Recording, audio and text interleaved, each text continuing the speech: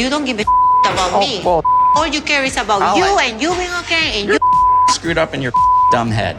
Is one of our newest 90-day fiancé marriages over like right after it started? Jasmine and Gino are already talking divorce in this week's Happily Ever After, and they're not the only couple who's making a pretty good argument for breaking up. Are you ready to say you're sorry? Let's dive into all the drama of 90 Day Fiancé Happily Ever After Season 8, Episode 3. I'm Anna Rumor, and this is PopCulture Social Call.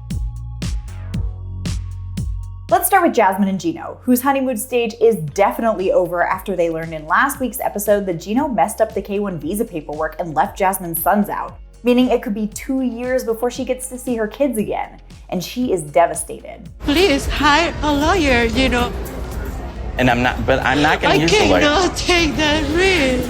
You'd think that Gino would commiserate or be sorry, right? Wrong, he won't even hire a lawyer to help try and get the kids here faster. What an ass. No, you're the ass. And it looks like this could be the end. They barely got married before dropping the D word. I want to get divorced from you. I don't want to be married to you. And I'm going back to Panama.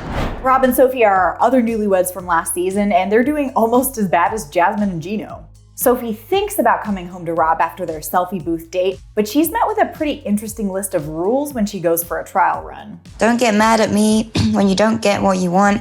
Be patient and I'll likely work it out for you. Remember that we're trying to move forward and don't focus on the past. Talk about an ick.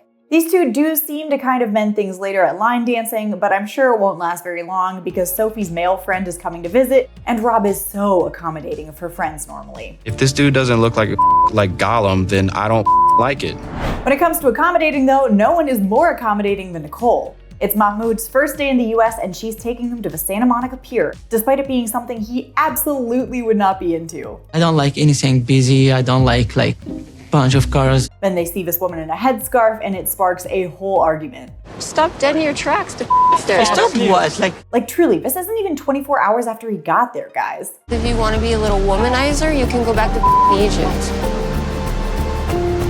Yeah. Okay, I will. I'm done. Now, speaking of couples splitting up, Big Ed and Liz should probably just save themselves some legal fees by not going through with their wedding. Not only did they manage to turn making breakfast with Liz's daughter into a war zone, Being a little brat. Clean your mask or go back to bed. I'm gonna be a little brat. And you're pouting and you're ruining the event. as Liz picks out a wedding gown, her loved ones aren't exactly eager for her to legally tie herself to Ed. Are you excited?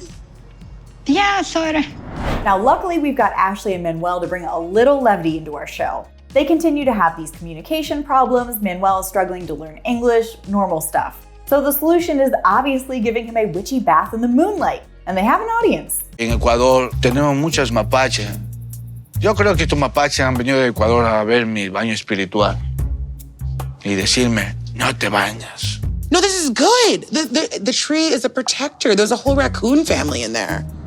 Kobe and Emily were also giving us good vibes this week. They finally arrived at Kobe's family home in Cameroon, and this reunion genuinely made me tear up. Don't come for me. Now, it's good to have the reunion and all that, but it turns out Kobe's parents also want them to have a traditional Cameroonian wedding to get the blessings of their ancestors. And let's just say Emily and her parents aren't exactly enthused. How long does it take to plan a tradition? We're not here for a very long time. Again, I feel like their problems are kind of producer driven, sorry to say so. And I think this wedding's gonna end up being a blast. I can't wait to see it.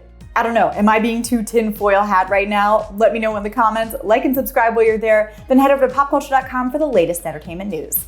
Until next time, I'm Anna Rumor, and this is PopCulture Social Call.